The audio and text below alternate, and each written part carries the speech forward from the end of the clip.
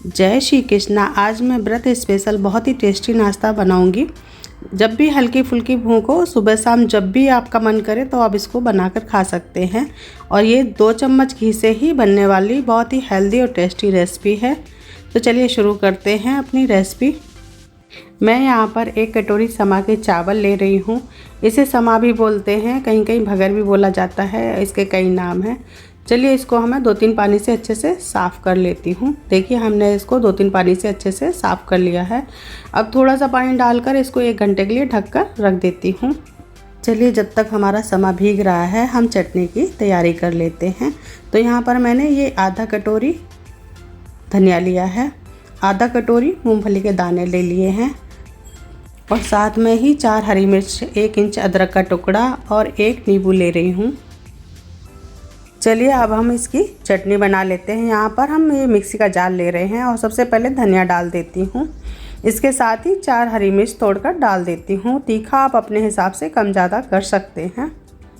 इस तरह से हमें तोड़ के डाल देनी है। साथ में ही ये मूंगफली के दाने डालूँगी।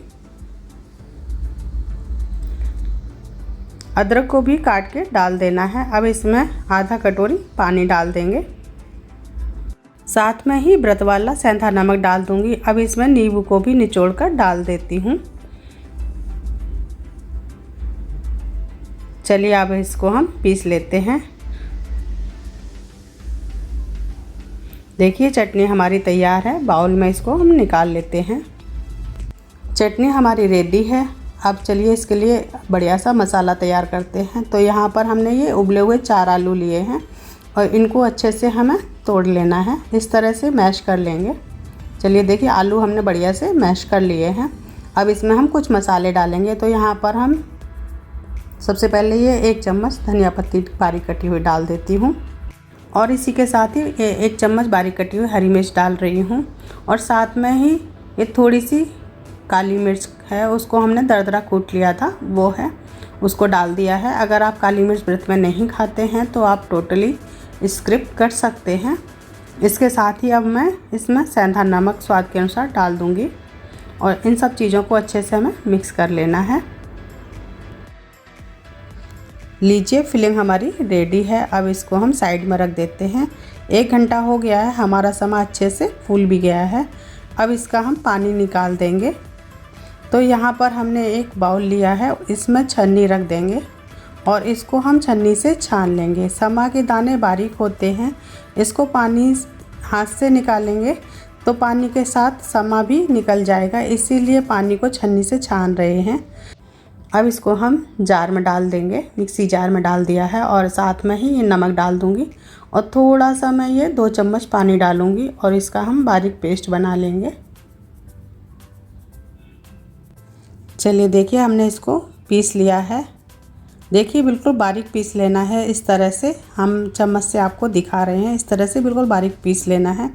चलिए अब इसको हम पका लेते हैं। तो यहाँ पर हमने गैस पर एक पैन रख दिया है और सारा बैटर इसी में डाल देंगे और जिस जार में हमने पीसा था उसी में 2 चम्मच पानी डालकर इसको भी हम इसी में डाल देते हैं। इसके साथ ही मैं यहाँ पर 1 चम्मच घी डालूँगी और इसको हमें मिक्स करते हुए लो फ्लेम पर पकाना है। यहाँ पर हमने पानी टोटल 4 से 5 चम्मच ही डाला है। ये बहुत जल्दी पक जाता है। देखिए गाढ़ा होने लगा है, थोड़ी देर में ये बिल्कुल पक जाएगा। चलिए देखिए इस तरह से इकट्ठा होने लगा है। इसको पकाने में 2 से 3 मिनट ही लगते हैं। आप देख सकते हैं इसने पैन छोड़ दिया है और इकट्ठा हो गया है। आप हो सके तो नॉन स्टिक कढ़ाई लें, अगर नहीं है तो लोहे की या स्टील की कढ़ाई भी ले सकते हैं। चलिए देखिए इस तरह से अच्छे से पक गया है।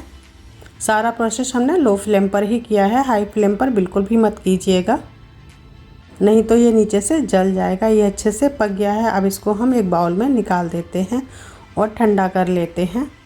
अभी ये गर्म है तो इसको हम ढक्कन लगाकर 5 मिनट के लिए रख देंगे। चलिए इसे ढक्कन लगाकर रख देते हैं 5 मिनट के लिए। देखिए 5 मिनट हो गए हैं, हल्का सा ठंडा भी हो गया है। अब मैं हाथ में थोड़ा सा घी लगा लूँगी जिससे हमारे हाथों में ये चिपकेगा नहीं और थोड़ा सा इसको हमें गुनगुने में ही मसल लेना है। इस तरह से पूरा डो की तरह ये इकट्ठा हो जाएगा। देखिए इस तरह से बिल्कुल सॉफ्ट नरम मुलायम डो बन के तैयार हो गया है। चलिए यहाँ पर हमने ये एक बटर पेपर लिया है, इस पर भी हल्का सा घी लगा लेंगे। इस तरह से आप घी लगा लीजिएगा।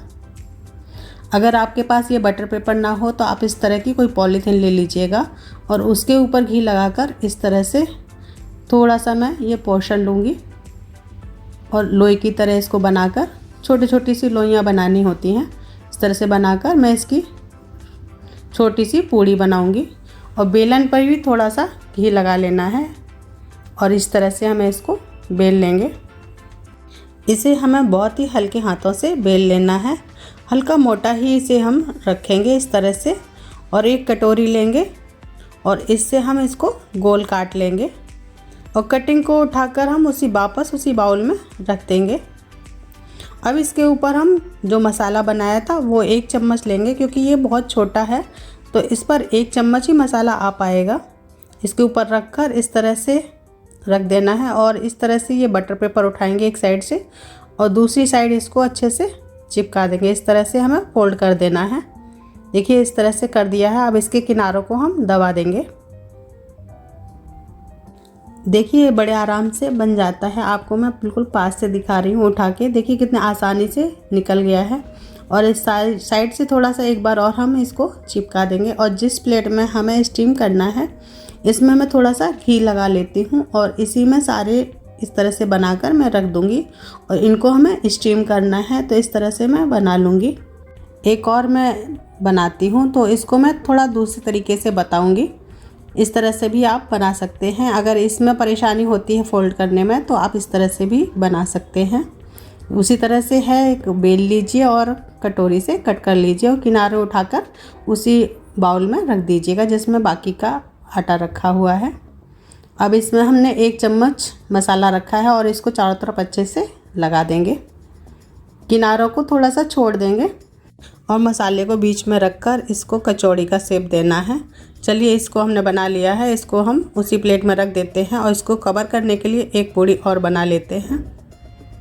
इस तरह से इसको भी हम कट कर लेंगे और उसके ऊपर हम कवर करेंगे। आप चाहें तो इसको डीप फ्राई भी कर सकते हैं, पर मैं इसको आज स्टीम करूँगी। ये बहुत ही हेल्दी रेसिपी बनके तैयार होगी। चलिए देखिए इसको हमें इस तरह से रखकर किनारों को दबा देना है। हमने इसको 2 तरह से बनाकर दिखाया है। आपको जो भी इजी लगे उस तरह से आप बना सकते हैं। देखिए सारे हमने इस तरह से बना लिए हैं और आप इस पर कोई डिज़ाइन भी दे सकते हैं। इन्हें स्टीम करने के लिए हमने पहले ही पानी को गर्म होने के लिए रख दिया था। अच्छा सा उबाल आ गया है। अब जाली को हमने इसमें रख दिया है और ऊपर से कवर भी कर दिया है। इन्हें हाई फ्लेम पर 10 से 12 मिनट हमें कुक करना है। चलिए देखिए 12 मिनट हो गए हैं और ये अच्छे से पक भी गए हैं और थोड़े से फूल भी गए हैं। चलिए गैस को बंद कर देते हैं और इसको उतार कर हम ठंडा कर लेंगे।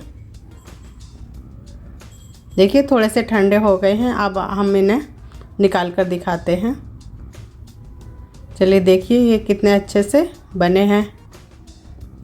आप चाहें तो इनको डीप फ्राई भी कर सकते हैं, पर हम इन्हें हल्का सा फ्राई करेंगे। सिर्फ 1 चम्मच घी में ही फ्राई करेंगे।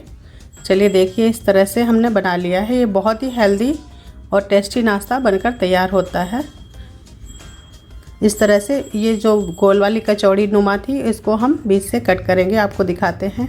बहुत ही अच्छी और बहुत ही टेस्टी लगती है ये रेसिपी। एक बार आप ज़रूर बनाइएगा।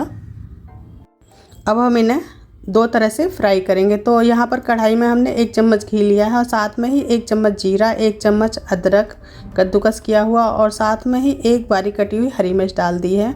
इसके साथ ही मैं ये नाश्ता डाल दूँगी। आप इनको व्रत वाले फरे भी बोल सकते हैं, तो वही डाल रही हूँ। और इनके ऊपर हम थोड़ी सी कुटी हुई काली मिर्च डाल दूँगी और इन्हें हल्के से भून लेना है। बहुत हल्के हाथ से चलाना है। और ये देखिए कचौड़ी नमा जो हमने बनाया था उसको भी इस तरह से बीच से कट कीजिए और इनको भी इसी में डाल दीजिएगा। अब इसमें मैं बारीक कटा हुआ हरा धनिया डालूँगी। लीजिए तैयार है हमारा बहुत ही सुपर टेस्टी, बहुत कम घी तेल वाला नाश्ता। अब दूसरी तरह से भी मैं फ्राई करके बताती हूँ। तो यहाँ पर भी हमने 1 चम्मच घी डाला है, आधा चम्मच जीरा, 1 चम्मच अदरक, और 1 हरी मिर्च बारीक काट के डालकर भून ली है। अब इसके साथ ही मैं यहाँ पर 1 टमाटर डाल रही हूँ बारीक काट के। अगर आप व्रत में टमाटर नहीं खाते हैं तो मत डालिएगा। और इसके साथ ही टमाटर जल्दी से गल जाएं तो मैं थोड़ा सा नमक डाल रही हूँ और टमाटर को अच्छे से पका लूँगी। चलिए देखिए टमाटर हमारे अच्छे से पक गए हैं। अब इसमें मैं ये अपना नाश्ता डाल देती हूँ और इसको भी हमें अच्छे से मिक्स कर देना है इस तरह से। चलिए धनिया भी डाल दिया है। लीजिए तैयार है ये ख़ास तरह का नाश्ता, एकदम सॉफ्ट और बिना घी तेल के। ये नाश्ता बहुत हेल्दी है और इन्हें बनाना भी बहुत आसान है। ये हमारा टेस्टी खाना बन गया है। इन्हें आप व्रत में आराम से खा सकते हैं। इसके साथ ही हमने व्रत वाली हरी धनिया और मूंगफली की चटपटी सी चटनी भी बनाई है और ये खाने में बहुत ही टेस्टी लगते हैं, बहुत जल्दी बन जाते हैं। तो दोस्तों ये था हमारे समा के चावल से बना व्रत स्पेशल नाश्ता। उम्मीद है आपको ये नवरात्रि के दिनों में ज़रूर पसंद आएगी। ये हमारी वीडियो 9 दिन की सीरीज का हिस्सा है जिसमें हम आपके लिए 5 स्वादिष्ट सब्जी और 4 व्रत वाली रेसिपी लेकर आ रहे हैं। तो इस सफ़र को मिस मत करें, चैनल को सब्सक्राइब करें, वीडियो को लाइक और शेयर करें और कमेंट में बताएं कि आपको हमारी ये रेसिपी कैसी लगी। मिलते हैं अगले वीडियो में, तब तक के लिए व्रत के साथ स्वाद का मज़ा लेते रहें। राधे राधे।